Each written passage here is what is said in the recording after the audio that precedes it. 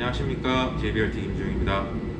자, 오늘 영상은 이제 어떻게 보면 저희 현재 진행 중인 프로젝트 JBRT 292 M3 와이드바디 레이스카 제작 프로젝트 한복판을 지나고 있는 과정 중에서 중간에 약간 정리하고 가는 차원에서의 영상이라고 생각을 해봐 주시면 좋겠습니다. 자, 지금 현재 여러분들이 보고 계시는 바와 같이 기존 영상에서 여러분들이 보셨던 그 가조립되어 있던 와이드바디는 탈거가 된 상태로 지금 현재 도색 작업을 위해서 저희 거래처로 이동되어 있는 상태고, 그 사이에 프론트 리어에 PCD 체인저가 제작이 돼 와서 지금 휠을 가조립 해놓고 그렇게 해서 일부분 철판을 썰어내는 작업을 한창 진행 중인 그런 과정입니다. 그래서 사실 이제 이런 공정들은 제가 다음 영상에서 도색 과정, 그 다음에 철판 썰어내는 거, 그 다음에 휠 타이어 스펙 잡고 간섭 있는 부분 해제하고 이제 그런 부분들의 공정은 다음 영상에서 본격적으로 보여드리도록 하고, 오늘 영상은 기존에 여러분들이 여러 영상을 통해서 저희한테 주셨던 몇 가지 질문 사항들과, 그리고 제가 지난 영상에서 얘기했던 제가 미국 빅테크를 싫어하는 이유라고 제가 잠깐 따로 영상을 한번 만든다 그랬는데, 그 부분을 같이 섞어가지고 앞으로 우리가 이 자동차 시장 그리고 국제 정세 이런 부분들을 어떻게 보면서 어떻게 보면 자동차 문화를 즐기는 것이, 그리고 어떤 시각으로 보는 것이 합리적일까 하는 부분에 대한 이야기를 섞어서 이야기를 해보도록 하겠습니다. 첫 번째 질문, 이 차 지금 말소된 292 M3, 이 차 얼마나 갈 때까지 간 차였으면 저렇게 말소해가지고 걸레처럼 저렇게 굴러다니느냐, 이제 이런 얘기들을 해주신 분이 계신데,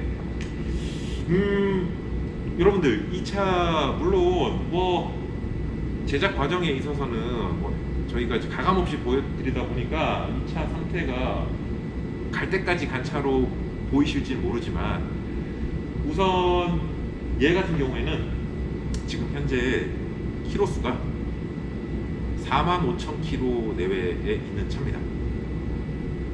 여러분들 혹시 진짜 이 2013년식 그 중에도 가장 거의 최후에 나온 차거든요. 2013년식 292 M3 그리고 45,000km 이런 차 여러분들 보기 쉽지 않으실 겁니다. 그리고 일단 달리는 차는 상태가 안 좋은, 그러니까 구동계 쪽이든 하체든 상태가 안 좋은 차로 차를 제작하는 것은 미친 짓이에요, 사실. 왜냐? 여러분들 보시다시피 이 차를 하나 제작하는 데 들어가는 비용이 엄청나거든요. 근데 기본 뼈대 자체가 내지는 기본 파워트레인 자체에 문제가 있는 차로 그 돈을 투자를 하는 것은, 그리고 그 시간과 노력을 쏟아붓는 것은 진짜 모래 위에 성을 쌓는 것과 똑같은 겁니다. 그래서 사실 관리도 어떻게 보면 여러분들이 상상하시는 그 이상으로 관리가 잘 되어 있는 차고, 더더군다나 키로수 자체도 굉장히 짧은 차다. 사실 이미 작업이 다 되어 있는 상태지만 아직 영상으로 보여드리지 않았는데, 메인터넌스도 철저하게 갖고 있는 차고, 최근에도 로드 베어링까지도 예방 정비를 다 맞춰놓은 그런 상태거든요. 그래서 이렇게 어떻게 보이실지는 모르지만 이 차가 걸레짝은 아니다. 굉장히 어떻게 보면 제 나름대로는 상태 자부를 하고 있는 차다, 이렇게 봐주시면 될 것 같습니다. 그리고 이제 두 번째 질문입니다. 어차피 이 차 말소된 차로 남바도 없는 차, 공도에 타고 다니지도 못하는 차에 왜 쓸데없는 그런 막대한 비용과 시간과 노력을 쏟아붓는가, 그 부분에 대한 이야기인데요. 사실 이게 여러분들 만약에 이 자동차라고 하는 것을 단순 이동 수단으로 본다면 이 차는 가치가 제로인 차입니다, 그죠? 근데 제 채널을 오래전부터 봐오신 분들은 아시겠지만, 제가 제 채널에서 자동차라고 하는 것을 이동 수단으로 표현하는 경우는 극히 제한적이에요. 대부분은 자동차를 뭘로 표현하는가, 하나의 취미이자 그 다음에 놀이이자 문화, 그런 관점에서 접근을 한다 하는 것을 아마 많은 분들이 알고 계실 거예요. 그 관점에서 우리가 그런 감성적인 접근에 있어서 이 차량에 번호판이 있다 없다, 공도 주행이 된다 안 된다는 사실 그렇게 큰 의미를 가지지 않는다라고 생각을 해요. 경우에 따라서는 이런 놀이 문화나 취미든 이런 부분들을 공도에서 차를 살살 타고 다니면서 세차만 하고도 즐거움을 느끼시는 분이 계신가 하면, 저 같은 경우에는 어차피 공도에서 주행 자체를 뭐 일반 차들도 많이 하지도 않을 뿐더러, 한다 하더라도 그런 부분에 취미가 별로 없어요. 뭐 예를 들면 뭐 세차를 한다든지 사진을 이쁘게 찍어서 SNS에 자주 올린다든지 자랑질을 한다든지 이런 거에 딱 취미가 있지 않습니다. 그보다는 어떻게 보면 이 자동차의 정적인 상태가 아니라 동적인 상태에서의 낭만을 굉장히 중요하게 생각을 합니다. 그것이 곧 서 있는 상태, 그리고 어떤 외관, 보여지는 부분, 그것보다 이 차의 운동 성능과 내가 생각하는 궁극의 거동과 가장 빠름, 그것을 기준으로 해서 내가 이 부분에 대해서 데이터를 가지고 분석을 하고 연구를 하고, 또 그 데이터를 토대로 차를 만들어내고, 그렇게 해서 또 드라이버로서의 조율을 하고, 이런 과정들에서 어떤 낭만과 즐거움을 느끼기 때문에 사실 그런 부분에서는 이 차가 공도주행이 된다 안 된다, 그리고 번호판이 있다 없다, 말소가 됐냐 안 됐냐, 이런 부분들은 굉장히 마이너한 주제가 되는 거죠. 뭐 이것이 보편적인 기준에서의 어떤 즐거움의 추구냐 아니냐는 뭐 이거는 정답은 없는 문제라고 생각해요. 왜냐하면 우리 모든 물리학의 현상들도 고전역학적으로 볼 때 항상 기준을 정지된 상태를 기준으로 해서 모든 것을 기술을 하는 것이 고전역학이고, 근데 이 모든 세상의 이치들이 다 고전역학적으로 설명이 되는가? 그렇지 않죠. 그래서 보통 여러분들이 알고 계시는 아인슈타인의 상대성 이론에서는 정지된 정적 상태를 기준으로 잡는 것이 아니라 가장 빠른 상태, 빛의 속도 c라고 하는 것을 기준으로 해서 이 세상의 현상들을 풀어나가는데, 또 설명을 하는데, 그 상대론적 관점에서의 현상들이 그러면 틀린 건가? 그렇지는 않죠.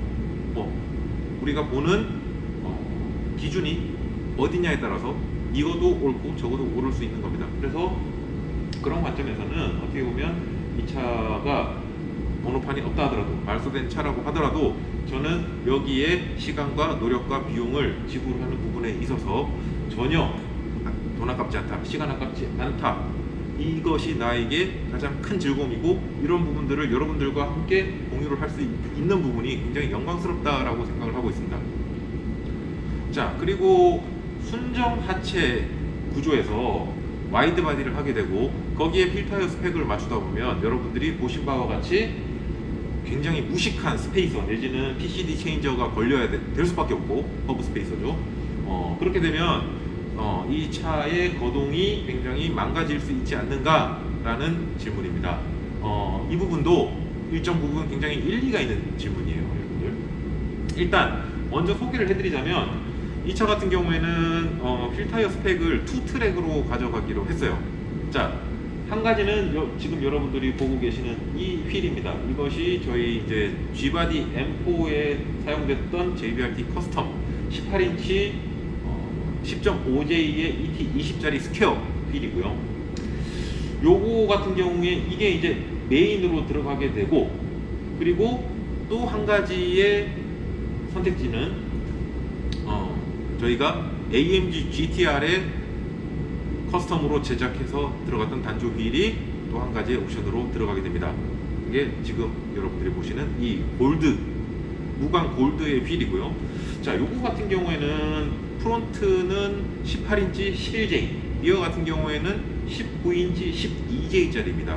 자, 요거 같은 경우에 지금 둘 다 이 현재 저희가 제작 중인 바디에 딱 맞게 들어가기 위해서는 프론트에는 35T짜리 BCD 체인저가 걸렸고, 리어 같은 경우에는 최종 90T짜리 BCD 체인저가 2단으로 해서 걸리게 됩니다. 자, 이렇게 되면 운동 성능에 어떤 악영향을 주는가? 일단 스크럽 반경에서 불확실성이 증대가 되겠죠. 일단 하체 기본 구조 자체의 스크럽 반경보다 실제 컨택 패치의 중심이 밖으로 나가게 됩니다. 프론트 리어 모두. 자, 그렇게 되면 결국 핸들링에서 조금 손해를 볼 수 있게 돼요. 이거를 본질적으로 해결을 하려면 사실 하체 구조를 완전히 다시 짜야 됩니다. 그리고 그 중에도 차라리 이런 스페이서를 끼지 말고 휠을 다시 요거에 맞게 마이너스 옵셋으로 제작을 하면 되지 않느냐. 근데 여러분들 스페이서를 끼나 휠을 다시 제작하나 그렇게 본질적으로 바뀌지 않아요. 이건 하체를 다시 짜지 않으면 본질적으로 바뀌지는 않습니다. 이 부분은 왜 그런가 하면 일단 기본 하체, 동일한 하체에서 휠 옵셋으로 조절을 하나 스페이서로 조절을 하나 스크럽 레디우스는 바뀌지 않아요. 그대로예요. 똑같아요. 이러나 저러나. 다만 그래도 휠을 스페이서를 끼지 않고 휠을 주문 제작해서 끼게 되면 장점이 휠 외측에 있는 림의 질량이 사실 넓게 지금 분포를 하게 되기 때문에 이 부분에서 오는 손실을 림이 안으로 들어오게 되면서 회전에서 조금 더 민첩한 어떤 무게 배분을 가지게 된다. 횡으로 기준에서요. 그 마이너한 차이 말고 사실 본질적인 어떤 스크럽 반경에서 그리고 거기서 오는 지오메트리 상에서의 큰 변화는 도찐 객지입니다. 사실. 그래서 일단 제가 말씀드리고 싶은 것은 이 또한 지금 최종 버전이 아니라 지금 저희가 여러분들한테 보여드리고 설명드리고 있는 이 부분들은 1차적으로 올해 동계 시즌에 쉐이크 다운을 위해서 들어가게 되는 어떻게 보면 템포러리한 세팅이다라고 생각을 하시는 게 좋을 것 같아요. 기본적으로 이 프로젝트는 1년 만에 절대 안 끝납니다. 이 차 한 대를 진짜 완성도 있게 만들어내기 위해서는 2년이 걸릴지 3년이 걸릴지 장담 못해요. 저희 GT3 RS 같은 경우에도 그 제가 처음 애당초에 생각했던 것보다 굉장히 긴 주기로 나눠서 몇 년에 걸쳐서 결국 올라갔지 않습니까? 이번에는 그 GT3 RS의 기간만큼 어쩌면 얘가 차지할 수 있다. 여러분들이 그렇게 봐주시면 좋을 것 같고, 그래서 지금 생각하고 있는 옵션 어떤 분께서 댓글로 굉장히 좋은 아이디어를 주셨는데 F바디의 너클과 그리고 링크류들을 잘 조합해서 쓰면 호환이 되니까요. 어떻게 보면 292 M3하고 F바디 F80, F82, M3, M4는 플랫폼이 그렇게 크게 다르지 않거든요. 어차피 개량돼서 나온 플랫폼이기 때문에, 그래서 어느 정도 이득을 볼 수 있는 부분이 분명히 있어 보입니다. 아직 저희가 해보진 않았어요. 근데 그런 아이디어를 주셔서 이 부분도 저희가 직접 파츠들을 구해가지고 앞으로는 아마 시도를 해볼 겁니다. 하체 구조 자체를 바꾸는 시도. 그리고 휠도 결국에 최종적으로는 지금 들어가 있는 이 무지막지한 PCB 체인저를 바꾸고 탈거하고 결국에 투피스, 원래 이 와이드 바디 차량들은 투피스 또는 3피스짜리 그런 휠을 마이너스 옵셋으로 딱 껴가지고 그렇게 다니는 것이 그게 간지 아닙니까? 아무리 공들어 못한다 하더라도 1년에 단 하루를 타더라도, 그것도 트랙에서 누가 볼지 모르지만 하루를 탄다 하더라도 그 낭만을 가지고 주행을 하는 것이 대부분의 저 같은 마인드를 가진 차쟁이의 꿈 아니겠습니까? 네. 그렇기 때문에 그 휠 주문 제작도 당연히 고려를 하고 있습니다. 최종 버전에 가서는 그렇습니다. 그러나 쉐이크다운 때는 일단 있는 걸 가지고 저희가 데이터를 뽑아낼 거예요. 그래서 어떻게 보면 거쳐가는 하나의 과정이라고 생각을 해주시면 좋을 것 같습니다. 그나마 다행인 것은 사실 지금 PCD 체인저가 프론트에는 35T, 리어는 90T잖아요. 90T는 진짜 말도 안 되는 거거든요. 만약에 이런 90T짜리가 프론트에 들어가면 진짜 타보지 않고도 이건 망했다라는 것을 바로 직감할 수 있죠. 근데 그나마 다행인 것은 지금 프론트에는 35T짜리가 들어간다는 거예요. 리어는 어차피 스크럽 반경의 득실을 그렇게 크게 생각할 필요가 없습니다. 요거 같은 경우에는 조향이 없기 때문에 리어에는. 근데 조향이 들어가는 프론트에서 스크럽 반경의 역할은 굉장히 큰 역할을 차지하거든요. 그래서 그나마 다행인 건 프론트에 35T 정도면 그래도 그나마 우리가 어느 정도 조율을 하면서 탈 수 있지 않나 하는 그 범위에 있다고 아십니다. 물론 최종적인 것은 다시 저희가 모든 조립을 마치고 어느 정도 계산을 한번 해볼 필요는 있습니다만 스크럽에서 얼마나 손실을 보게 되는지. 근데 지금 생각 같아서는 그렇게 크지 않을 것 같고, 그리고 그나마 천만 다행이다 생각을 할 수 있을 것 같습니다.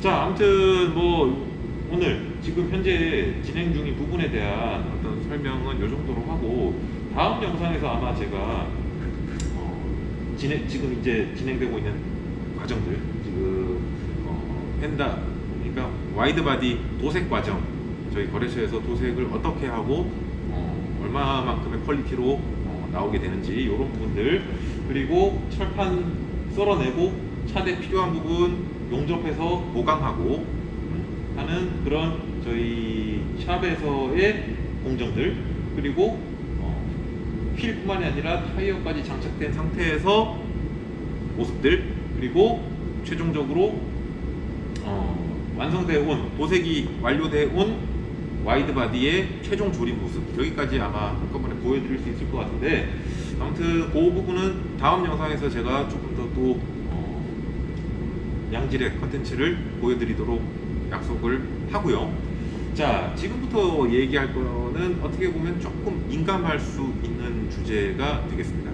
지금부터 이야기할 부분은 제가 지난 영상에서 제가 미국 빅테크들, 그 하이퍼 스케일러들을 싫어하는 이유를 따로 영상을 제가 만든다고 잠깐 언급한 적이 있는데, 그 부분과, 그리고 여러분들 제 영상을 몇 달 전에 제가 시리즈로 한번 올렸던 게 있는데, 그게 뭐였냐면 모델 S 플레드, 그리고 포르쉐 타이칸, 그 다음에 아이오닉 5N, 이 세 대를 놓고 전기차의 어떤 리르 기록, 그리고 파이크 스티크에서의 기록, 이런 것들을 가지고 운동 성능에 대한 객관적인 평가를 어떻게 하는 것이 맞고 어떤 관점으로 보는 게 맞는지에 대한 이야기를 했던 적이 있어요.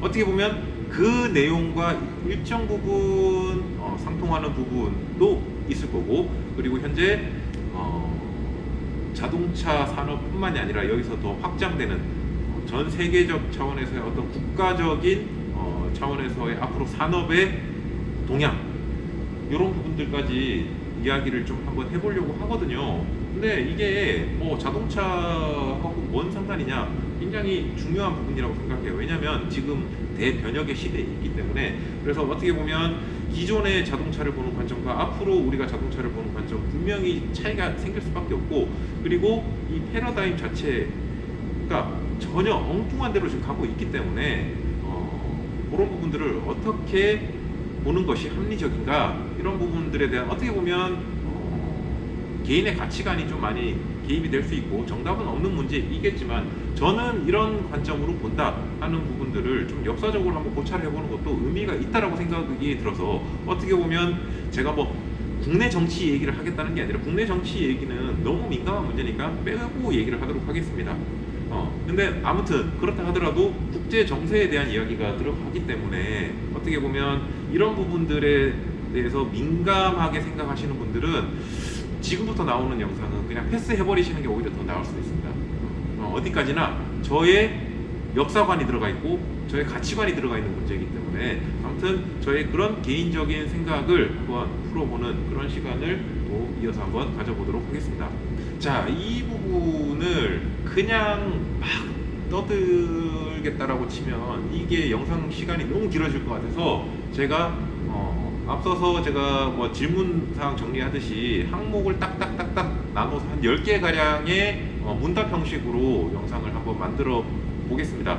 자, 그래서 그 첫 번째로, 이번에 뭐 이 EV M3 지금 프로젝트를 하면서도 겪고 있지만, 실제로 저희가 자동차 제작 내지는 튜닝을 하다 보면 세계 여러 나라의 파츠들을 많이 접하게 돼요. 실제로 그 중에도 딱 대비되는 것이 그리고 평이 갈라지는 것이 대표적으로, 국산이야 여러분들 뭐 잘 알고 계시니까, 미국산과 중국산의 품질 비교. 네. 지금 이 EV M3에서도 결국 미국산 파츠, 제가 지난 영상에서 설명드렸지만 이 와이드 바디 킷 자체가 미국 생산입니다. 미국 생산이고, 그리고 지금 여기 보시는 카본 트렁크, 카본 도어, 카본 후드 이런 카본 파츠들은 결국에 다 중국 생산들입니다. 자, 그걸 통해서 본 미국과 중국의 제품들의 퀄리티 비교, 이 부분에 대해서 한번 얘기를 해보려고 하는데요.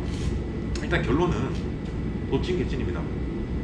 저희가 물론 이거는 뭐 저희가 직접 퀄리티를 검수하고 제작에 굉장히 깊게 관여해서 그렇겠지만 저희가 가지고 있는 제품들 중에서는 국산이 최고였습니다. 품질 면에서. 자, 근데 대체로 그렇게 경험이 많지 않으신 분들은 유럽이나 미국산은 퀄리티가 괜찮고 중국산은 퀄리티가 최악이다, 이렇게 굉장히 어떻게 보면 흑백 논리로 접근하시는 분들이 계신데, 실제로는 그렇지 않다라는 점을 제가 말씀드리고 싶어요. 어차피 미국산, 유럽산, 국산보다 못한 경우가 너무 많고요.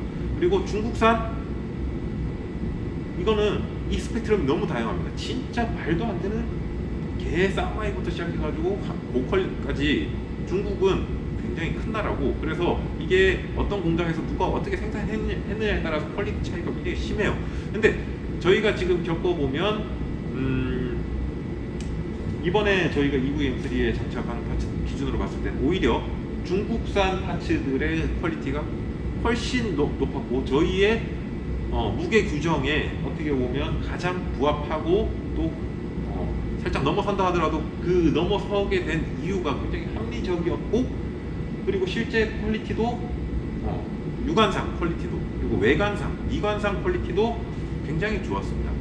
이게 어떻게 보면 중국 공장이라고 다 그렇다는 게 아니라 중국에서 고퀄의 제품을 생산해내는 공장을 잘 만났기 때문에 이게 가능했던 거겠죠. 반대로 미국에서 저희가 구한 이 파츠도 핏이 굉장히 좋은 편이고, 그리고 절대 미국 내에서도 싸구려 내지는 저가형의 제품이 아니었어요. 어떻게 보면 중상급 이상이 되는 공장에서 나온 제품을 아디키스로 장착을 해봤는데 핏은 괜찮아요. 양호합니다. 근데 이제 뭐 사이드 스커트부터 해가지고 어떤 그 내부 보이지 않는 부분에서의 마감, 그리고 무게, 이런 부분들에서는 오히려 중국산보다 조금 아쉬웠다. 그래서 제가 드리고 싶은 말은, 이게 미국산, 중국산, 유럽산 이렇게 놓고 딱 갈라치기 해서 생각할 문제는 아니라, 결국에는 누가 어디서 얼마만큼의 노력으로 만들어낸 제품이냐에 따라서 이것은 그거에 따라서 갈라질 문제지, 어느 나라에서 생산된 부분이냐 이 부분을 가지고 가치를 평할 문제는 아니라는 점. 그런데 보통 뭐 알리산 이러면서 보통 사람들이 욕을 엄청 하잖아요. 개판이다, 품질 엉망이고 핏도 안 좋고. 그쵸? 저도 겪어봤죠 이번에. 자, 그거는 우리가 보통 중국산을 어떨 때 찾습니까? 싸게 뭔가를 사겠다, 가성비 높은 걸 사겠다, 말이 좋아서 가성비지, 다른 말로 하면 무조건 싼 거 사겠다라고 마음을 먹고 중국산을 바라보기 때문에 그런 결과가 저 역시도 일어나고 여러분들한테도 일어나고 있으리라고 봅니다.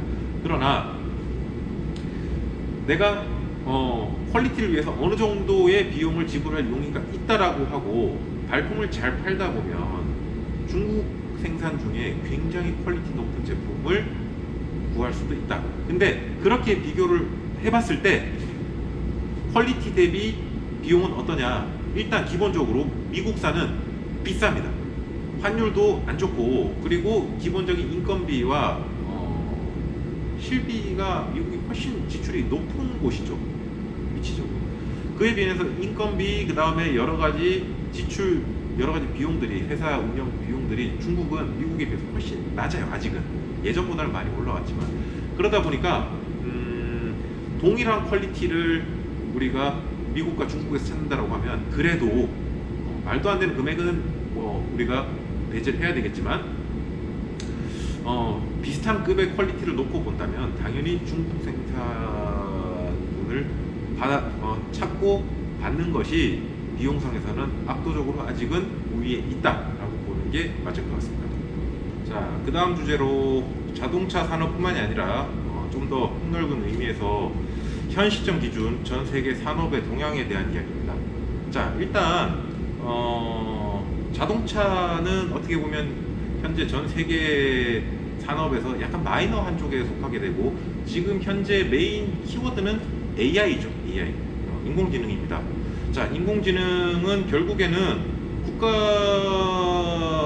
구조로 본다면 결국 미국과 중국의 양강 체제, 그리고 나머지 모든 전 세계 모든 국가들은 방관자적인 위치에 있게 됩니다. 우리나라 포함.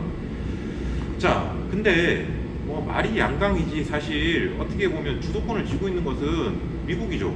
미국이라고 하면 오픈 AI를 중심으로 해가지고 챗 GPT를 만들었던 그 오픈 AI를 중심으로 해서 그 주변으로 가장 밀접하게 관계가 되어 있는 곳이 엔비디아, 그리고 그 이외의 고객사들, 즉 마이크로소프트, 뭐 구글은 독자적인 뭔가를 생산을 하고 있긴 하지만 뭐 구글 포함 메타죠. 그 이외에도 뭐 오라클이나 뭐 어도비나 여러 가지 빅테크들 엄청난 자본력을 가지고 있고 한계 없는 투자를 하고 있는, 즉 천문학적인 숫자의 돈을 그냥 끌어부어버리는 가장 큰 미국이라는 AI 시장이 있고, 그리고 이 미국이 주도권을 쥐기 위해서 결국에 대중 무역을 전 세계적으로 다 가로막아 버리고 있죠.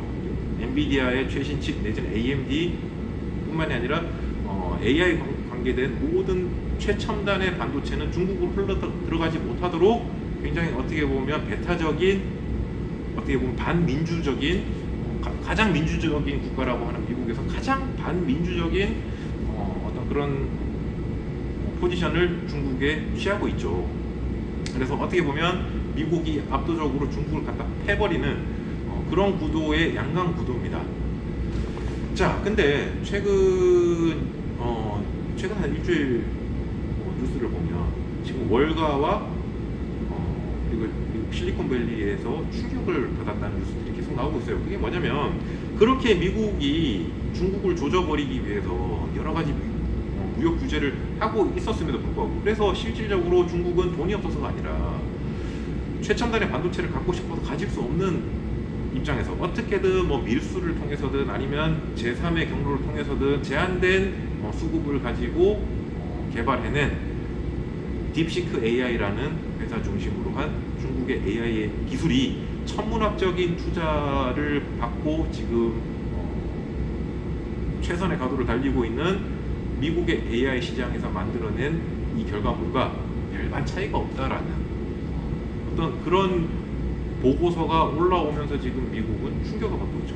이게 왜 충격이냐면 과거 세계 1차, 2차 대전 때 유럽을 중심으로 한 진짜 무한 군비 경쟁, 그리고 그 이후에 미국과 소련을 필두로 한 냉전 시대의 무한 군비 경쟁, 이 군비 경쟁들이 이제는 지금 와가지고는 국가 안보라는 딱지를 달고 미국과 중국의 어떤 AI 시장의 경쟁 구도로 지금 바뀌고 있는 거거든요. 이것이 신냉전 시대의 미중의 냉전 시대의 현재 군비 경쟁이라고 우리가 볼 수 있는 그런 구도입니다. 자, 근데 하필이면 자동차도 이제 전기차 패러다임이 올라오게 되면서 결국에는 이 AI와 접목해서 결국에 앞으로 자동차 시장의 주도권은 누가 빨리 FSD 기술을 가지고 그것을 대량으로 찍어서 전 세계를 잡아먹을 수 있는가, 이 구도로 지금 가고 있는 거죠. 그래서 그 또한 전기차 시장 그리고 FSD 자동차 시장에서의 주도권은 역시 미국 테슬라를 중심으로 한 미국과 그리고 BYD를 중심으로 한 또 그 이외에 굉장히 많은 전기차 업체들이 있죠. 중국에는 이런 양강 구도로 가고 있는 것이 지금 현 시점에서의 현실입니다. 자, 근데 이게 유튜브 알고리즘이 참 웃긴 게 여러분들 이 국뽕에 막 이렇게 차올라서 주체가 안 되시는 분들이 계시더라고요. 그래서 중국이 말하는 데이터는 다 믿을 수 없다. 저 공산국가에서 맨날 언론이고 뭐고 다 통제하고 정보 왜곡하고 숨기고 그래서 현기차가 짱이야. 아니 근데 그렇게 빨아주면 그렇다고 현대에서 돈 안 줄걸요? 언젠가는 주겠지 이러면서 셀프 구애를 하고 있는 건지 뭔지 모르겠는데 여러분들 그 말에 절대 현혹되면 안 돼요. 일단 기본적으로 테슬라 중심으로 한 미국 전기차 시장, 그 다음에 BYD를 중심으로 한 중국 전기차 시장에서 현기차를 어떤 관점으로 볼 것 같아요? 위협적인 존재 내지는 경쟁자라고 볼 것 같아요? 아니에요. 관심도 없어요. 그냥 관심도 없고 그냥. 근데 저 한국이라는 나라는 자동차에 진심인 나라니까 저 시장은 우리가 좀 선점해야 되겠다. 우리가 좀 먹어야 되겠다. 현기차 있으나 없으나 마나 그런 존재감 없는 회사 아니냐. 근데 그런 회사가 지금 한국 사람들 먹고 있고, 과거에 네이버가 막 평정하고 있던 시절에 구글이 들어가서 한번 평정을 해버리니까 네이버의 점유율이 확 떨어지면서 지금은 개나 소나 다 유튜브 보고 뭐 인스타그램 하고 지금 네이버 입지가 확 줄어든 것처럼 그 자동차 시장도 지금은 현기차가 이러고 있지만 우리가 들어가가지고 제대로 깔아버리면 우린 저 시장 먹을 수 있다. 이런 관점으로 보는 것이 미국과 중국이 우리나라를 보는 관점이지, 현기차 두려워, 저기 기술 대단해, 이렇게 생각하지 않습니다. 왜냐하면 걔네들은 패권 국가예요. 우리는 쫓아가는 입장이고요. 근데 아쉽게도 우리나라는 그쪽 경쟁으로 미중과 비슷한 포지션으로 갈 확률이 지금으로서는 낮아 보여요. 왜냐하면 우리가 AI 쪽 투자 내지는 FSD 쪽 결과물 뭘 하고 있는지도 모를 정도로 미미합니다. 그래서 지금 우리가 하고 있는 건 뭐냐, 말은 껍데기는 전기차지만 전혀 엉뚱한 방향을 가고 있다는 거예요. 과거 독일과 일본이 중심으로 한 어떤 구식 정밀 기계의 자동차 산업에 고착되어 있는 그 안에서 전기차를 놓고 정신 승리를 하고 있는 것이 지금 우리나라 현기차의 현 주소입니다. 이걸 냉정하게 봐야지 우리한테 발전이 있는 거지.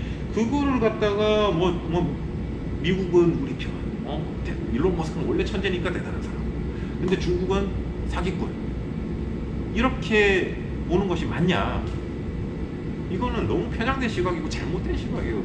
이 가치관이나 세계관이 잘못된 겁니다. 이거는 여러분들 그런 거에 현혹되면 안 돼요. 객관적으로 봐야 돼요. 우리는 발전을 해야 돼요. 우리는 그리고 목표는 그 위로 튀어 올라갈 길을 찾아야 되는 거지. 미국과 중국보다 더 위로 올라가서 누가 한국의 자동차 기술을 빨리 내 편으로 끌어들이느냐가 우리의 살 길이다라고 생각하게끔 만들어야지. 지금 되지도 않는 1등부터 영업이익 1위, 2위, 3위, 무슨 지금 학교 모의고사 봅니까? 원래 그 학교 다닐 때 공부 잘 못하고 늘 패배의식에 젖어있던 사람들이 나이 40, 50 먹고도 자꾸 1등, 2등 그래서 대장주가 뭐고 2등 주가 누고 자꾸 이렇게 1등부터 꼴찌까지 줄 세우게 하려고 하는 이런 습관이 남아있는 거예요. 그게 여러분들 그렇게 생각하면 안 돼. 이거는 진짜 우리의 발전을 위해서 우리는 객관적인 현 시점에 우리의 주제를 알아야 되는 겁니다. 지금 우리의 주제 확실한 것은 한마디로 AI와 FSD에 우리는 아직 아무것도 보여준 게 없고, 실제로 그리고 무언가의 엄청난 투자가 아직 자체적으로 이루어지고 있지 않다. 요게 팩트입니다. 아무튼 요거를 제가 좀 장황하게 설명을 하는데 좀 짧게 요약을 하면, 지금 미국에서는 유동성이 넘쳐나고 있고 전 세계 유동성을 최근에 다 빨아들인 다음에 그 들어온 유동성을 다시 AI와 FSD 시장으로 천문학적인 숫자의 돈을 갖다 끌어부으면서 동시에 중국을 어떻게든 짓밟으면서 독주를 꿈꾸고 있었는데, 지금 그래서 어떻게 보면 무시하고 있던 중국이 뜻밖의 결과를 AI와 FSD 시장에서 내놓으면서 지금 월가와 실리콘밸리는 약간 충격을 받고 지금 셀프 성찰의 시간을 가지고 있는 이런 시기로 지금 가고 있어요. 중국 입장에서는 닭의 모가지를 비틀어도 새벽은 온다 이러면서, 니들이 아무리 우리를 짓밟고 억누르려고 해봐라, 우리는 어떤 루트를 통해서도 우리가 자체 개발을 하든 아니면 밀수를 해서든 우리는 너네를 능가할 결과물을 만들어낼 것이다 라고 하면서 지금 버티고 가고 있는 거예요. 그 이외에 독일과 일본과 우리나라가 이제 어떻게 보면 여러분들 좋아하는 그 순위 매기기 3위 자리를 놓고 이제 싸움이 벌어지고 있는데, 객관적으로 아직은 우리가 일본과 독일이 깔아놓은 그 패러다임 내에서 나오지도 못하고 있고, 아직까지 결과물로 독일이나 일본을 압도할 만큼의 어떤 결과물을 장기간 내놓지도 못하고 있기 때문에 현재로서는 굉장히 앞으로 우리나라의 AI와 자동차 시장의 미래는 어둡다. 저는 현 기준에서는 그게 맞다라고 봅니다. 그래서 그 기준에서 우리는 앞으로 어떻게 보면 3위 자리라도 차지하면서 그래도 미국과 중국이 놓치고 있는 부분들을 우리가 먼저 선점해서 우리만의 자발적인 포지션을 구축해가는 이것이 우리가 가야 될 바람직한 방향이 아닌가, 저는 그렇게 생각을 한다는 점. 지금 어떻게 보면 물심양면으로 미국과 중국의 AI와 FSD 양강 구도, 자, 이 구도를 과거 이제 역사에서 우리가 힌트를 얻을 수 있다. 그래서 이것이 마치 과거에 이제 태평양 전쟁 종결 후 플라자 합의 때까지 미국과 일본의 관계에서 요거를 빗대서 미국과 중국의 현 구도를 설명하려고 하시는 분들이 많이 있는 거 알고 있습니다. 근데 저는 생각이 조금 달라요. 왜냐하면 그 구간에서, 즉 태평양 전쟁 이후 플라자 합의 이전까지 이 당시만 해도 지정학적으로 보면 공산국가들, 즉 소련 그리고 중국 그리고 그 외에 많은 공산국가들은 사실상 경제력이 거의 제로라고 생각해도 될 만큼 무시 가능한 수준이었어요. 그렇기 때문에 전 세계의 경제는 그 당시에 G7 국가들이 메인으로 다 차지하고 있었고, 이 G7은 말이 G7이지 결국에는 미국을 중심으로 해서 수직적인 관계로 이루어지는 그런 구도로, 즉 미국이 제왕적인 위치에 있으면서 그 밑에 일본과 유럽의 여러 국가들이 이렇게 나란히 펼쳐 서게 되는 이런 구도로 가게 되는데, 사실 여러분들 동의를 하실지 모르겠지만 미국은 그렇게 돈이 많고 그렇게 좋은 인재들을 많이 데리고 있음에도 불구하고 단 한 번도, 그들은 늘 실용주의 노선을 최우선으로 생각을 해오면서 지금까지 살아왔으나 단 한 번도 결과가 효율적인 적이 한 번도 없었어요. 결과가 좋았던 적이 없었다는 얘기예요. 모든 면에서 태평양 전쟁에서 미국이 일본을 그냥 밟아버리지 않습니까? 그냥 압승을 해버리죠. 그냥 원자폭탄 핵실험까지 해가면서. 근데 그렇게 초토화됐던 일본이 오히려 경제 성장의 속도가 미국을 앞질러가기 시작하죠. 그래서 그 위기감을 느꼈던 제왕적인 위치에 있던 패권 국가가 일본을 플라자 합의로 밟아버립니다. 그러면서 일본의 잃어버린 20년이 터지게 되죠. 자, 근데 지금 그런 관점으로 어떻게 표면상을 보면 지금 미국이 중국을 밟아버리면서 미국의 경제가 지금 다시 회생이 안 되고 그 안에서 굉장히 고전을 하고 있는 듯해 보이지만, 이 구도는 과거 미일 관계와 다르다 하는 것을 어디서 우리가 알 수 있냐면, 첫 번째로 최근 통계를 보면은 여러분들 전 세계의 경제를 점유하고 있는 G7 국가들의 GDP 점유율이 반이 안 됩니다. 이제는. 과거에는 거의 그게 100이었는데 지금은 50이 채 안 돼요. 오히려 최근에 와서는 브릭스 국가들 있죠. 중국, 러시아, 브라질, 인도, 그리고 남아공, 이런 브릭스 국가의 생산성과 소비력이 G7 국가를 추월을 하고 있어요. 지금. 그러니 과거에는 무시할 수 있었던 이런 집단이 이제는 새로운 게 생겼고, 하필이면 미국 패권에 도전하고 있는 세력이 이 브릭스 내에 있는 세력이라는 게 중국이라는 세력이라는 거예요. 그렇다면 과거에 미국이 일본을 플라자 합의에서 밟아버리듯이 중국을 밟을 수 있는가? 요거는 그때 구도하고는 분명히 다르다. 그리고 미국이 전 세계에서 지금 점유율을 가지고 있는 GDP 생산성의 어떤 비율, 그리고 G7이 가지고 있는 비율, 이걸로 봤을 때도 과거에 비해서 미국 힘이 너무 빠져 있는 상태입니다. 지금은 제왕적인 자리가 아니에요. 거기에 브릭스의 성장, 약진이죠. 이런 상황에서 미국이 중국을 억누른다. 이거는 제가 보는 관점에서는 향후에 중국이 과거 일본처럼 그렇게 당하지만은 않을 것이라는 것이 제 개인적인 생각입니다. 자, 그 다음으로 미중 양강 체제 하에 현 우리의 입지는 객관적으로 어떠한가에 대한 부분입니다. 결과적으로 말씀을 드리면 지금 우리나라의 입증 최악이죠. 왜냐하면 일본이 플라자 합의 기준으로 해서 잃어버린 20년, 30년이 오지 않았습니까? 그거는 일본이 그만큼 성장을 해와서 미국의 패권에 도전한다라고 생각을 했기 때문에 미국이 밟아버린 거죠. 근데 슬프게도 우리는 그런 일본만도 못한 거죠. 왜냐면 미국이 우리를 견제하지 않습니다. 그 말인즉슨 우리의 경쟁력이 없다는 거예요. 그러니 플라자 합의 때에 일본의 입지만도 못하다는 거죠. 위협적이지 않다라는 거예요. 근데 더 최악은 뭐냐면 사실 여러분들도 플라자 합의 이후에 결국 일본이 쥐고 있던 IT 기술들, 뭐 가전부터 시작해가지고 반도체 이런 산업들이 원래 세계 최강 일본이었다가 그 플라자 합의 이후에 우리나라가 일본을 추월하면서 올라가게 되죠. 우리는 기회를 얻었어요, 그죠?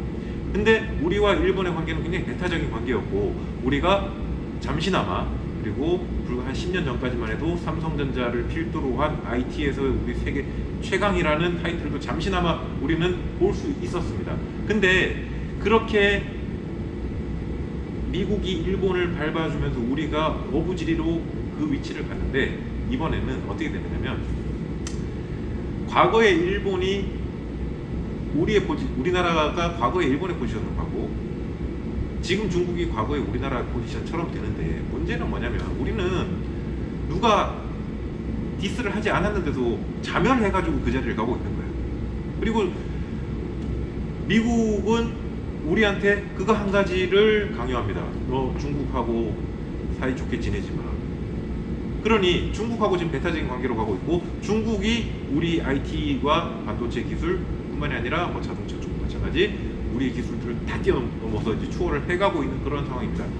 그러니 우리는 과거에 일본만도 못했는데 미래에는 우리가 중국한테 뺏기게 됐으니 이 얼마나 슬픈 상황입니까 이게.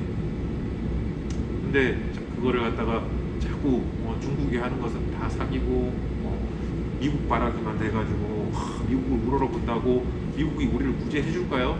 관심도 없습니다. 그들은 얘네들은 오히려 중국을 어떻게 하면 더 밟을 수 있을까 아니면 어떻게든 일본에서 뭘 더 빼먹을 수 있을까 이 생각을 하고 있지 우리나라에 대한 아쉽게도 우리나라에 대한 관심이 별로 없어 보입니다.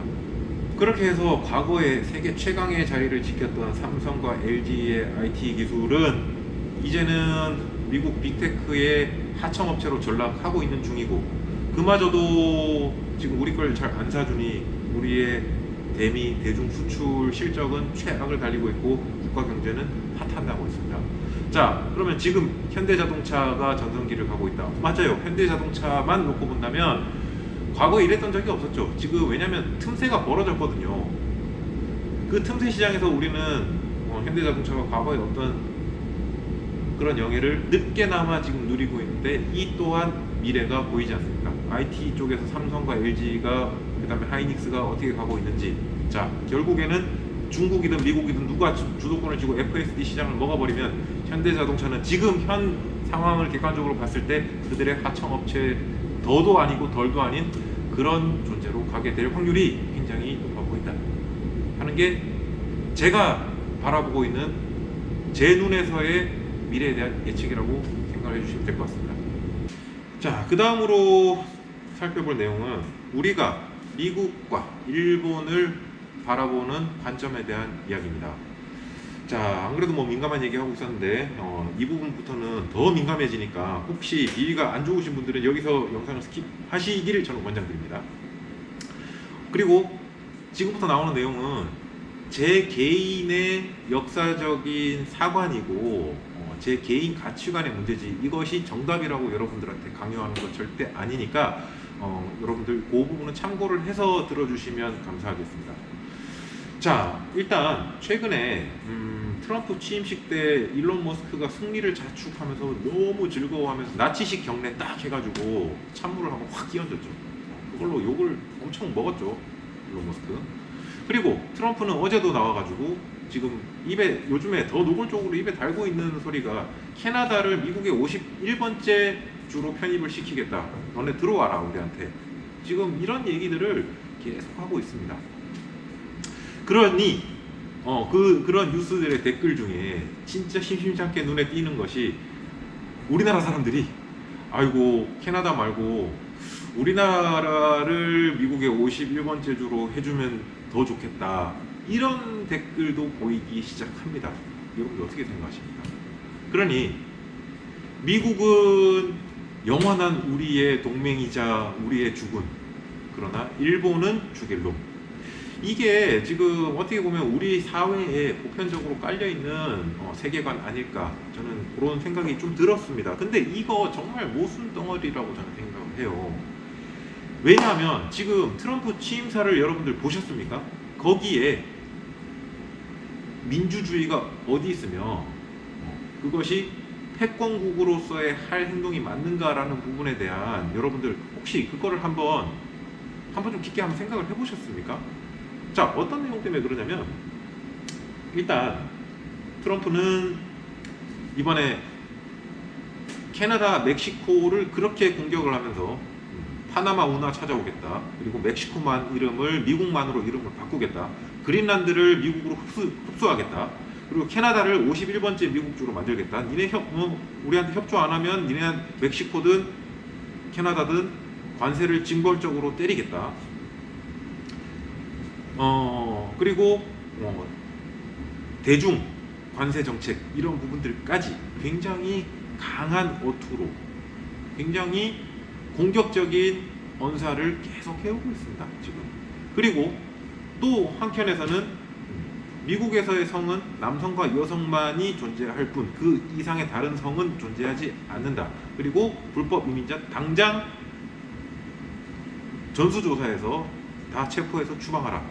자, 그런 부분에서 그 취임사 다음으로 따라오는 예배에서 주교가 트럼프 정말 축하하고 당신의 가치관 잘 알겠는데 지금 당신의 말에 두려움에 떠는 사람들이 너무 많다.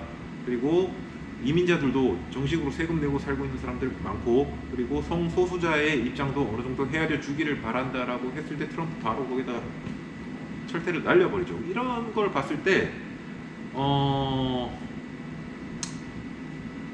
개인 가치관의 차이가 있겠지만 민주주의라고 하는 것은 결국에 소수의 목소리와 다양성의 존중에서 비롯되는 것이 그게 민주주의임에도 불구하고, 어떻게 보면 가장 민주주의 국가의 어떤 표본을 띠고 있다는 미국에서 가장 비민주적인 대통령이 탄생하지 않았나 하는 그런 저는 개인적인 생각이 있습니다. 이건 저의 우리나라 정치를 놓고 하는 얘기가 아니라 순전히 제3자가 바라보는, 전혀 다른 아무 이해관계가 없는 제3자가 바라보는 미국 대통령에 대한 관점이라는 거 여러분들이 이해를 해주셨으면 좋겠고, 국내 정치하고는 결부시키지를 않기를 바랍니다.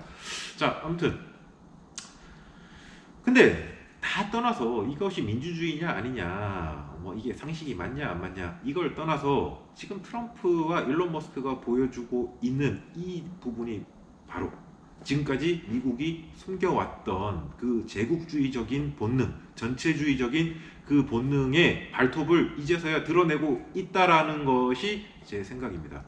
그리고 이것이 비단 트럼프만의 문제가 아니라 미국이 탄생한 이래 세계 경찰의 지위를 가지고 있으면서 단 한 번도 동맹국이나 아니면 우방국을 위해서 희생했던 적 단 한 번도 없었고, 언제든 자기의 이익에 부합하지 않는다면 언제든 뱉어버리는 그런 제스처를 사실은 계속 취해왔었어요.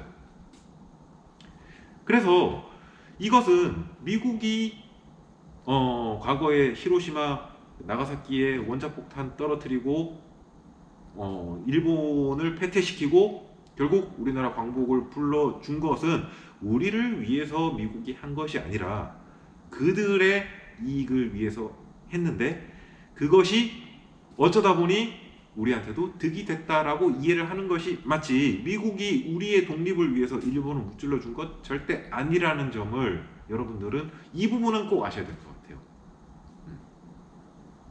그래서 일본식 제국주의와 미국식 제국주의의 방식의 차이가 있는 것이지, 그들의 기본 마인드는 우리나라를 보는 그 관점은 동일하다라는 것이 저의 세계관입니다. 앞서서 이제 미국식 제국주의와 일본식 제국주의를 구분해서 설명을 드렸는데 뭐 사실 그 기본 골자는 동일하다 그랬습니다. 그러면 이 미국식 제국주의와 일본식 제국주의의 차이가 뭐냐? 이 부분에 대한 얘기를 한번 해볼게요.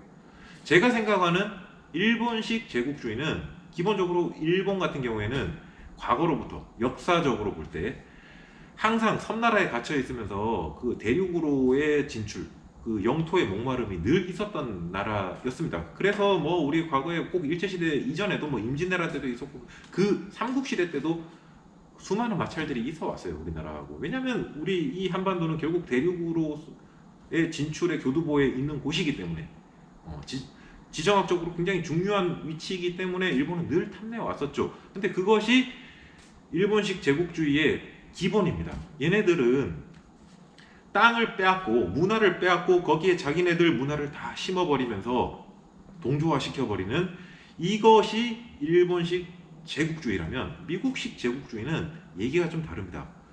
미국은 땅덩어리 자체가 일본하고 비교가 안 될 정도로 넓고 거기에 그냥 방치되고 있는 땅도 많을 정도로 굳이 미국이 영토적으로 욕심을 낼 이유는 없죠.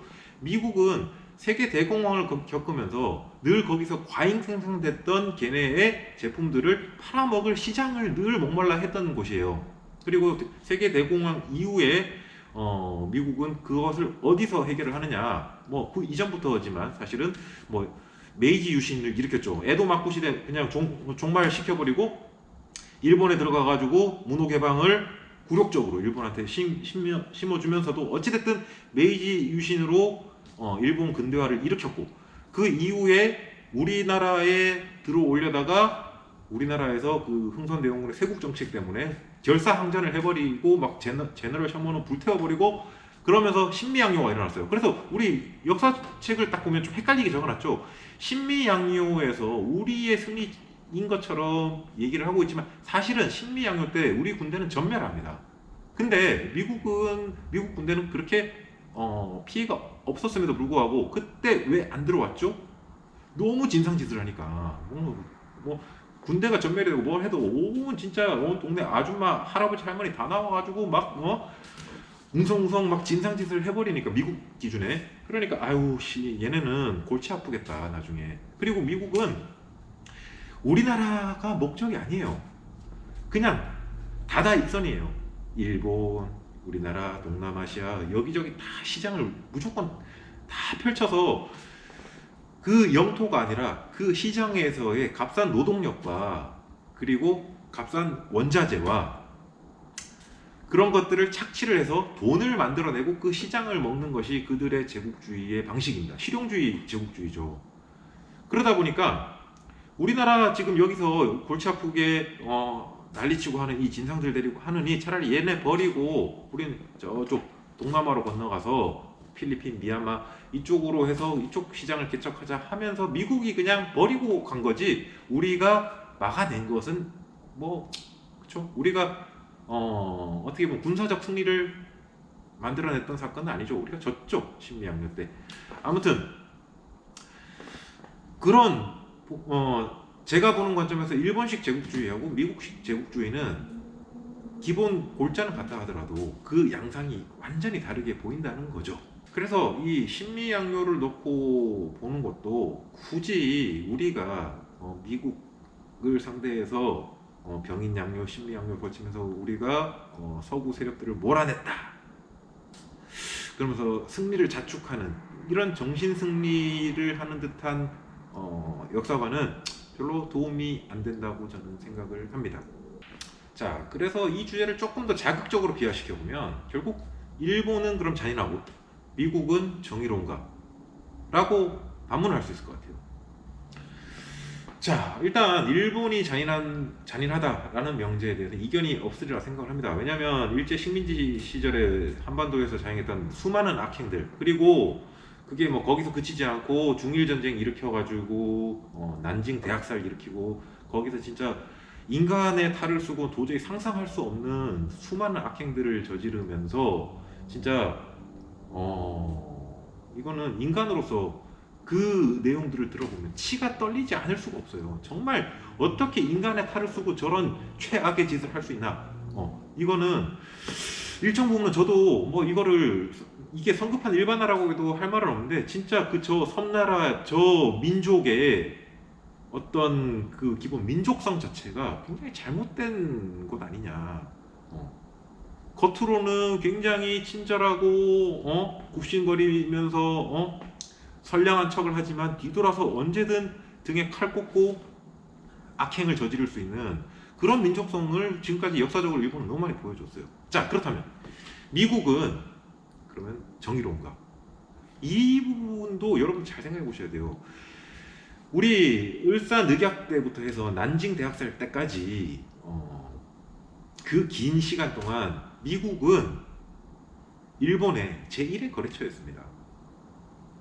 한마디로 미국은 뭐 메이지 유신 일본에 일으키고 거기서 돈 벌고 동남아 넘어가가지고 거기서도 값싼 노동력에 어마어마한 시장을 개척해서 돈을 빨아먹고 있으면서 그거를 우리나라를 침탈하고 중일전쟁 일으켜서 중국인들 대학살하고 마루타 시험을 하고 그런 일본한테 석유와 군수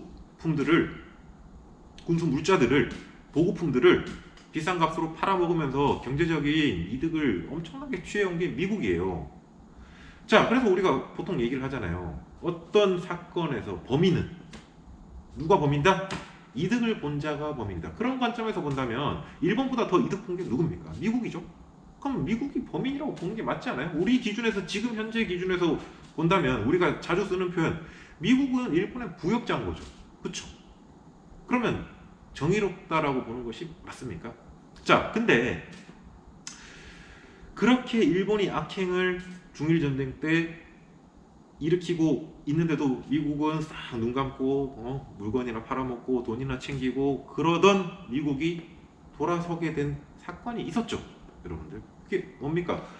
이 중일전쟁이 장기화되고 충칭 대공습 때부터 시작해서 일본이 이제 장제스를 잡아내는데 한계에 부딪히게 되고 현실적으로 이제 어려움들이 너무 많이 생겼죠. 그래서 충칭 인근으로 해서 이 장제스의 요새화가 진행이 되고 그게 막히면서 일본이 동남아 쪽으로 눈을 딱 돌리기 시작할 때 미국이 바로 태클을 딱 걸었죠. 야, 너네 중국에서 그만하고 다 철수해. 그러면서 일본의 석유 공급과 군수품들, 즉 보급품들을 다 끊어버리니까 일본은 전쟁을 더 이어갈 수가 없게 됐어요. 그러니 일본이 뭐 합니까? 지금 제1의 교역국이고 제1의 동맹이었던 미국과 일본의 관계가 거기서 미국의 어떤 지금 마치 트럼프가 지금 협박하는 듯한 그런 제스처를 일본에 딱 보여주니까 일본이 바로 눈이 헷가닥해서 진주만을 때려버리죠. 그러면서 태평양 전쟁이 시작이 된 거고 그건 우리하고 아무 상관이 없어요. 중국하고도 아무 상관이 없고 한반도하고도 아무 상관이 없어요. 그들끼리의 싸움이었습니다. 이거는 그들의 서로의 이득을 위해서. 왜냐하면 일본이 동남아를 진출하면 이거 미국의 시장을 뺏어오겠다라고 이거 내 나와바리에 지금 용납이 안 되는 거죠. 그러니까 미국 입장에서는 자기 이익을 위해서 일본에 경고를 줘버린 거고 근데 일본은 그걸 못 참고 미국을 때려버립니다. 그것이 그 제국주의 간의 충돌이죠. 근데 거기서 누가 악역이고 누가 착한 놈입니까? 그런 게 어디 있어요? 누가 1등이고 누가 2등입니까? 세상에 그런 게 어디 있어요? 둘 다 나쁜 놈이죠. 그렇게 보면. 자, 그렇게 해서 진주만 대공습 일어나고 그러면서 동경 박살나고 미드웨이에서 일본 함대 그냥 전멸해버리고 그리고 저 오키나와까지 뺏기고 결국에는 막판에 히로시마 나가사키에 원자폭탄 핵실험까지 당하는 이런 개굴욕을 일본이 겪으면서 결국에 우리나라에서도 철수를 하게 되죠. 그러면서 우리는 8.15 광복을 맞이하게 됐고 그게 우리 자력으로서의 광복이 아니라는 굉장히 슬픈 정말 어떻게 보면 치욕적인 그런 광복이라고 저는 생각을 합니다. 이거를 영광으로만 생각하지 않아요. 그리고 결국에는 미국 입장에서는 손 안 대고 코 푸는 격이 돼버렸죠. 신미양요 때 귀찮아서 그냥 버려버렸던 저 한반도라는 시장을 일본이 냅다 이제 미국한테 갖다 바치고 나가니 미국은 그냥 무혈 입성을 하게 됐고 근데 때마침 독일하고 소련의 전쟁이 이제 끝나고 소련이 승리를 했죠. 그러면서 전열을 가다듬고 결국에는 그 얍삽한 중공군들, 중국 공산당들 얘네들하고 손잡고 밀고 내려오는 그거를 미국은 이 돌변한 소련에 대한 어떤 그런 견제의 도구로 한반도의 분단선을 딱 그어버리고 소련과 미국이 어떻게 보면 대치하는 그 분단선을 그어버린 것도 결국 미국이지 않습니까? 이게 그러면 이것은 우리가 미국한테 고마워해야 할 일인가라고 우리가 좀 냉정하게 생각해 볼 필요가 있어요. 이런 생각들을 하고 각자의 세계관을 가져야 그것이 진짜 의미 있는 역사관 아닐까. 우리가 교과서에서 어떻게 얘기를 한다고 그걸 있는 그대로 진짜 교묘하게 어떻게 가스라이팅 당한다? 글쎄요. 뭐 이건 정답은 없는 문제지만 여러분들 한 번쯤은 생각해 볼 필요가 있는 문제라고 생각을 해요. 자, 그리고 이번에는 그러면 우리가 도대체 미국 편이냐 중국 편이냐 또 이런 얘기들이 나오죠. 근데 이거 정말 바보 같은 얘기라고 저는 생각을 합니다.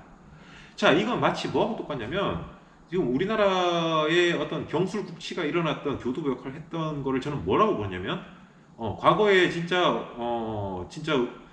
구한말에 고종과 민씨 일가 그 중에도 민비죠. 민비의 진짜 폭정으로 그리고 악행으로 국민들이 다 들고 일어나잖아요. 그때 막 여기저기 막 공기가 막 일어나잖아요. 근데 그거를 해결하려고 고종이든 민비든 무슨 짓을 합니까? 한 놈은 청나라 가서 군대 끌어들여서 이거 지금 봉기 일어난 민중들을 짓밟으려고 하고, 한 놈은 저 일본 가가지고 일본 군대 끌어들여가지고 이거 좀 어떻게 해결하려고 그러고, 또 한 놈은 또 저 러시아 가가지고 러시아 군대 끌어들여가지고 지금 막 엉망진창 만들고. 결국 그렇게 해서 어떻게 됐습니까?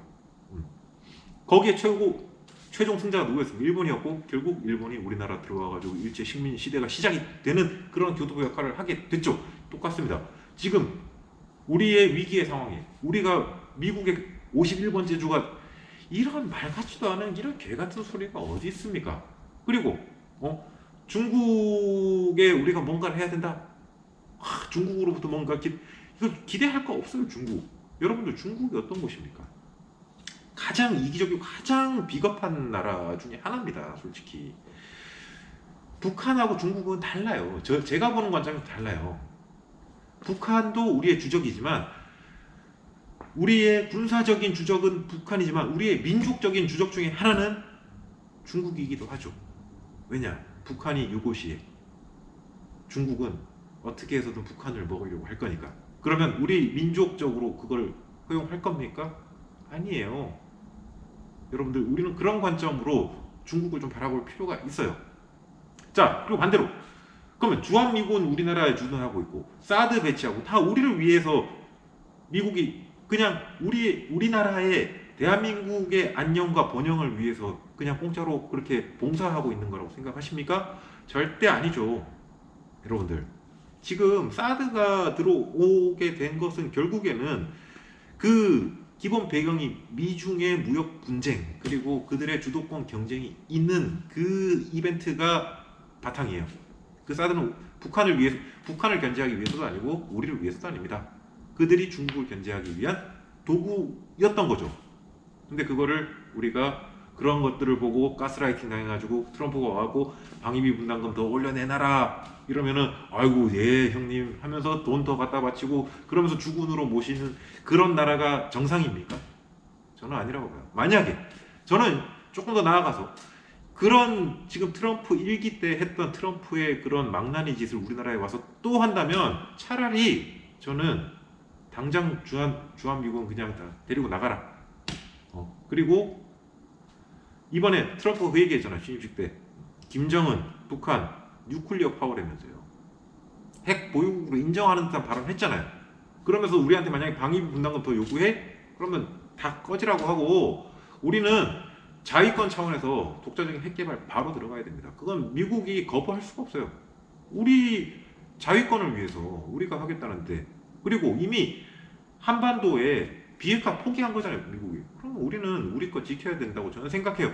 당장 우리는 자주국방을 위한 예산 편성하고, 그리고 핵 개발 바로 들어가야 됩니다. 저는 그렇게 생각을 해요. 이거 미국 정치인들 너무 지금 뭐 트럼프 취임식에 초대를 받았네 뭐하네 하면서 호텔 방에 앉아가지고 거기 호텔 방에서 TV로 취임식 보고 그럴 거면서 미국까지 가가지고 아니 제가 뭐 특정 정당을 뭐 지지하고 그런 게 아니라 이 돌아가는 게 너무 웃기잖아요. 이게 민비나 고종이 하던 것을 똑같이 하려고 그러면서 어떻게 국민적인 지지를 얻기를 바란다는 겁니까? 참 답답합니다. 자, 말이 이제 너무 거창하게 가서 다시 이제 조금 주제로 끌어들여서 말씀을 드리자면 그러면 우리가 자동차 업계, 특히 우리나라가 여기서 살아남으려면 우리 뭘 해야 되는가? 일단 뭐 FSD 시장에서 우리가 주도권을 가질 확률은 굉장히 낮다라고 하면서 말씀을 드렸고, 그럼 전기차는 우리가 앞으로 독점적인 지위를 가질 것이다 완성차 시장에서 저는 불가능하다고 봐요. 현재 미중의 양강 구도로 가고 있는 이 구도 안에서는 불가능하다고 봅니다. 자, 그렇다면 우리는 뭐 이 산업을 포기해야 되느냐? 저는 그렇게 생각하진 않아요. 지금 당장이라도 AI 시장에 적극적으로 뛰어들고 독자적인 노선, 그리고 FSD 시장도 마찬가지 독자적인 노선을 뛰어들어가지고 우리가 주도권 싸움을 주도해서 가지는 못하지만 기왕 하청업체가 될 거라면 우리가 독점적인 지위를 가지고 있는 그런 하청업체가 되는 것이 맞다라고 1차적으로 생각을 합니다. 꿈이 너무 작습니까? 그렇다면 그거와 더불어서 현대는 초심을 잃어서는 안 된다라고 생각해요. 현대가 돈을 벌었던 게 뭡니까? 높은 품질, 우리나라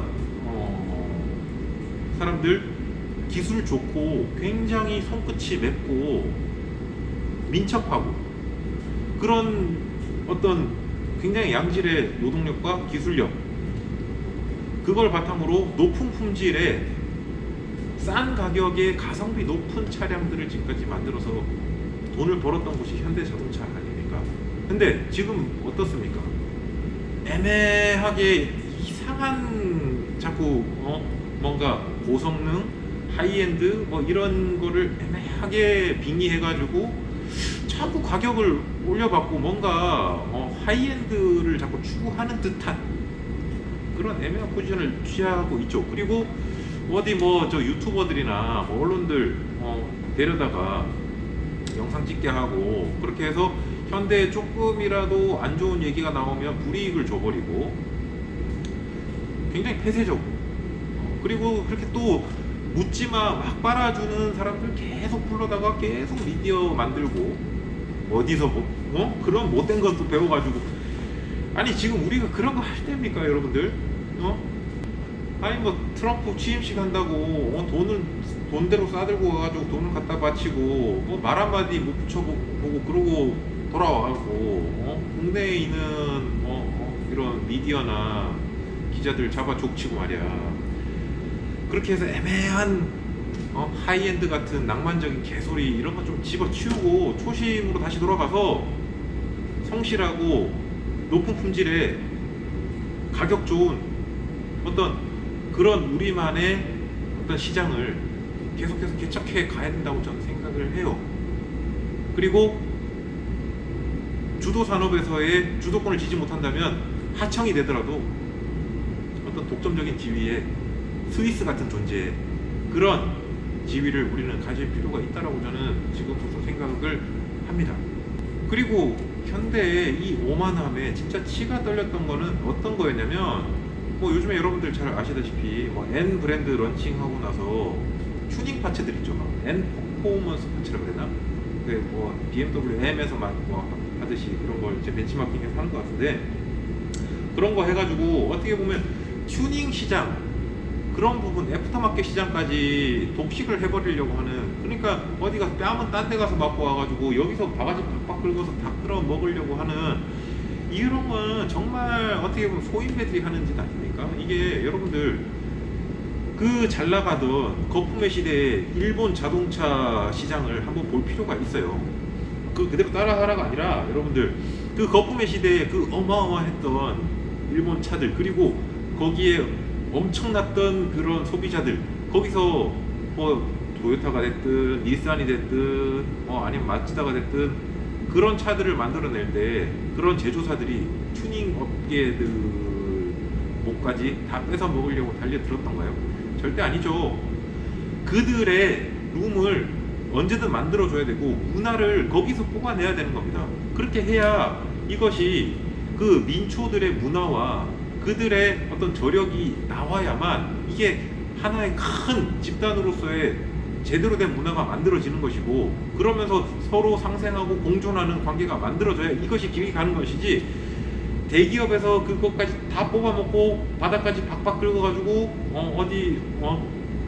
트럼프한테서 뺨 맞고 오는 그런 거를 갖다가 여기 뭐 소비자들이나 아니면 하청업체들한테 막 그런 갑질을 하려고 한다, 이런 거는 좀 일본 가서 공부를 좀 하고 왔으면 좋겠어요.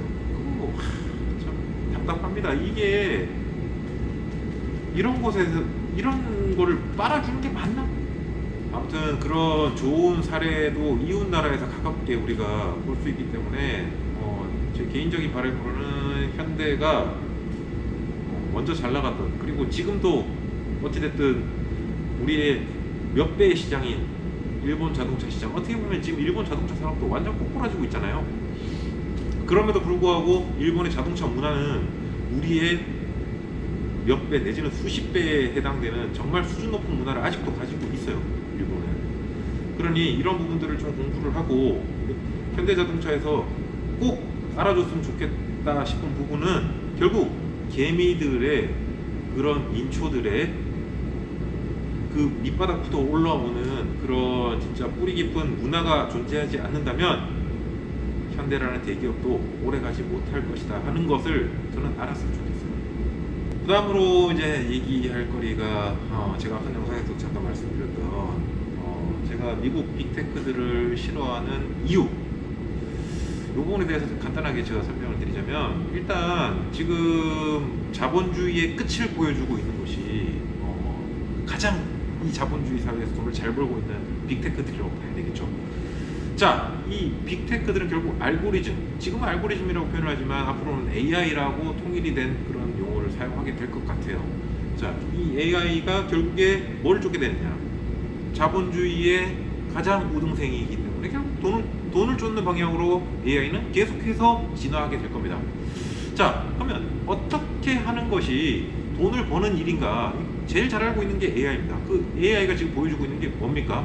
결국 사람들의 본능과 사람들의 감성을 자극해서 양극단으로 끌고 가는 것이 가장 사람들을 쉽게 길들이고 주머니에서 가장 돈을 쉽게 빼내는 길이다 하는 것을 이 AI가 여러분들 주머니를 다 털어먹고 있는 겁니다. 그거에 소비가 되고 있는 것이 지금 인간이에요, 어떻게 보면. 자, 그러다 보니까 결국 어떻게 됩니까? 지금 이 유튜브 알고리즘, 그리고 뭐 릴스나 인스타그램, 뭐 그리고 스레드 이러면서 AI가 지배하고 있는 그 돈이 돈을 찍어내는 이 세상에서 여러분들의 성향은 어떻게 바뀝니까? 정치적으로는 우파는 극우로 집계를 하게 되고 좌파는 극좌로 가게 됩니다. 그리고 다양성과 상호 존중의 시대로 가는 것이 아니라 반대 포지션에 있는 사람들을 시기하고 혐오하고 공격하는 그 문화를 부추기고 있는 것이 어떻게 보면 지금의 빅테크들의 수익 구조 아니겠습니까, 여러분들? 급기야는 대통령도 뉴스 볼 거 없다, 유튜브만 보면 된다.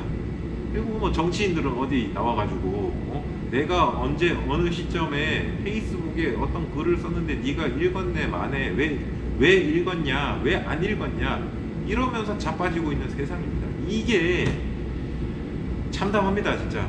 저는 이런 걸 보다 보면 지금 우리나라에 어떻게 보면 빅테크들이 우리나라에 너무 뿌리를 깊게 내리고 있죠. 과거에 근데 불과 한 10년 전만 해도 구글이 우리나라에 들어올 입지가 없다고 그랬었어요. 그때는 네이버가, 그리고 네이버와 다음이 점유하고 있는 이 시장이 너무 단단하기 때문에 구글이 제대로 들어오지를 못했었죠.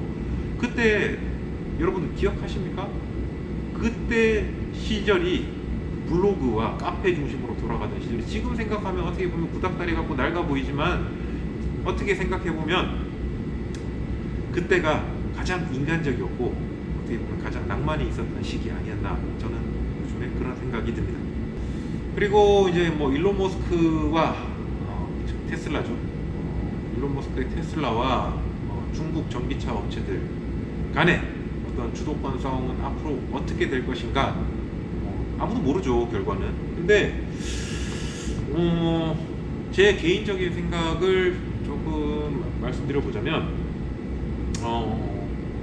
자, 이게 참 아이러니한 얘기인데요. 가장 민주주의가 진보되어 있는 국가라는 미국에서 트럼프와 일론 머스크가 이번에 등장하게 되면서 세상에서 가장 강력한 독재를 꿈꾸고 있는 그런 나라가 미국이죠, 지금. 근데 반대로 누구나 알고 있는 독재 공산국가라는 그런 중국 속에서 어떻게 보면 대내외적으로 갈굼당하고 당금질 당하는 수많은 중국 업체들, 이 중국 업체들은 그 안에서 어떻게 보면 가장 민주적으로 상생하고 있어요, 지금 현재. 그러니까 참 이 아이러니한 세상 구조입니다.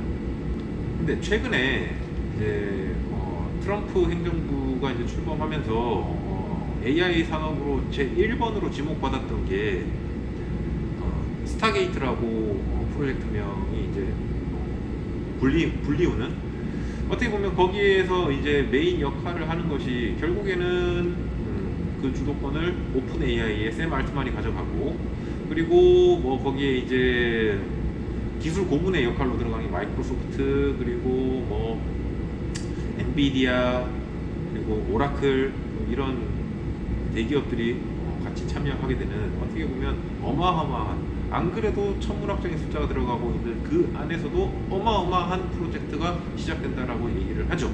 자, 근데 그런 어떻게 보면 전 세계적인 사업에서 이번에 일론 머스크가 트윗에 글 쓴 거 보면 경악을 금치 못하죠. 그러면서 샘 알트먼과 설전을 이어가요. 그러니까 일론 머스크 보면은 안이 꼬운 거죠. 본인이 그렇게 추종하고 떠받들던 트럼프가 트럼프의 야심자 이번에 스타게이트 프로젝트가 딱 시작되는데, 거기다가 오픈 AI의 트윗에다가 참고를 빡 끼웠습니다. 니네 그만한 돈 없을걸? 니네 돈 많아? 이러면서 온갖 시기와 질투를 딱 표현해버리는, 그럼 그 안에서 이제 과거에도 마찰이 있었던 샘 알트먼과 설전을 일으키고. 자, 그럼 그런 일론 머스크가 여러분 어떻게 보이십니까? 민주적입니까? 민주주의가 넘어간 거 아니에요, 그거는? 자, 일론 머스크 한번 보자고요. 뭐 천재다, 뭐 능력이 출중하고 돈이 세상에서 제일 많다, 그런 거는 속세의 기준에서 굉장히 뭐 의미 있는 데이터일 수 있어요. 그러나 일론 머스크의 과거 행보를 한번 보세요. 그 오픈 AI 초창기 시절에 샘 알트만뿐만이 아니라 일리아 슈츠케버하고 그 안에서 내분 일으켜가지고 다 박차고 파괴적인 본능을 안고 뛰쳐나와 버리고, 그 이후에도 여러 가지 뭔가 어떤 하나의 집단에서 일론 머스크와 대등한 내지는 그에 근접한 지위를 가지려고 하는 누군가가 등장할 때마다 일론 머스크는 철퇴를 날립니다. 그냥 독재자가 돼야 되는 거예요, 그 사람은. 그런 어떻게 보면 굉장히 심성 자체가 악한 심성을 갖고 있는 그런 존재가 과연 이 장기적인 레이스에서 세계 시장을 주도할 수 있을 것인가 라고 생각을 해본다면 저는 그렇지 않을 것이다. 오히려 지금 굉장히 어떻게 보면 열악한 환경 속에서 당금질이 되고 있는 이 중국 업체들의 승리가 조금 더 제 경험상 비춰봤을 때 그것이 공산국가냐 민주국가냐 그 안에서 독재자냐 아니냐 이 문제가 아닙니다. 그냥 이거를 팩트를 그대로 딱 놓고 경험적으로 딱 비춰봤을 때 적어도 지금까지 제가 살아오면서 봤던 어떤 그런 팩트에 입각해보자면, 그런 어떻게 보면 당금질이 잘된, 그리고 면역성이 높은 그런 것들이 장기적인 레이스에서 성공하는 경우가 많더라. 결국 심성이 악하고 본성이 악한 사람은 결국 패하게 되더라 하는 것이 제가 경험적으로 알고 있는 부분이에요. 그리고 그렇게 세상이 돌아가줘야 그래도 아직 이 세상은 살만한 세상 아닌가 하는 생각이 들겠죠. 자, 이야기들이 굉장히 장황하고 폭넓은, 어떻게 보면 대서사시 같은 주제로 얘기를 하다 보니까 이게 처음 시작점이 좀 헷갈릴 수 있는데, 제일 중요한 것은 여러분들 우리가 잊지 말아야 할 점입니다. 이게 이제 마지막 주제가 되겠는데요. 어차피 우리나라는 이 양강, 미국과 중국이라는 이 양강 체제에서 벗어날 수는 없습니다. 절대. 그리고 우리가 단칼에 이겨 먹을 수 없는 집단들입니다. 자, 여러분들이 잘 아시다시피 중국은 남의 기술과 문화를 도적질 해가는 것에 도 같은 나라입니다. 그리고 반대로 미국은 도적질이 아니라 강도짓을 정말 잘합니다. 여러분들 보세요. 그렇게 전 세계의 유동성을 다 빨아들이고도 그래도 성이 안 차서 이제 거위에 배를 갈라버리겠다 그러면서 니네 각 국가의 꿀지의 기업들 다 우리나라로 들어와. 그래서 우리나라 안에서 만들어서 밖으로 수출해. 이거는 기술의 도적질 수준을 넘어서 강도짓이죠. 그죠? 근데 그걸 강요하고 있습니다. 자, 그러면 우리는 거기에 어떻게 응해야 할 것인가, 이게 정말 중요한 거죠. 자, 제가 볼 때는 어느 한 완성체 내지는 어느 한 포인트를 집중해서 한 우물만 파는 것은 굉장히 위험해 보여요. 어차피 제가 국가 정책 무슨 위원도 아니고, 그리고 그만한 능력을 가진 사람도 아니기 때문에 제가 구체적인 대안을 제시할 수 있는 그런 능력은 안 됩니다만, 제가 추상적으로 바라건대 우리가 분산 투자를 하는 것이 맞다라고 저는 생각을 하고요. 그리고 꼭 한 가지 또 기억해야 될 부분은, 어차피 미국이든 중국이든 우리의 고여있는 기술과 어떤 결과물은 머지않아서 다 빼앗아 간다. 우리는 다 뺏긴다 하는 걸 알아야 돼요. 그래서 그들이 훔치거나 강도짓을 하는 속도보다 우리가 독자적인 우리의 기술을 계속해서 지속 가능하게 개발해서 훔쳐가는 속도보다 더 빠른 속도의 발전을 만들어낸다면 우리는 훔쳐가거나 도적질 해가는 거에 대해서 그 부분을 그렇게 두려워할 이유는 없을 거라고 생각을 합니다. 그래서 그거를 배타적으로 막으려고 할 필요도 없거니와, 우리는 일단 앞만 보고 달려가면서, 다만 지금 우리가 엔비디아가 될 수가 없다면, 삼성이 엔비디아가 될 수 없다면 엔비디아는 삼성만을 찾게 만들어야 한다라고 생각을 하는 거죠.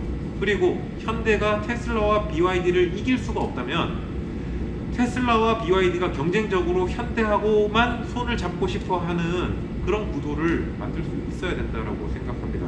그런 아이템을 우리는 찾아야, 그것이 우리가 그리고 우리나라가 살아갈 길이라고 저는 생각을 해요.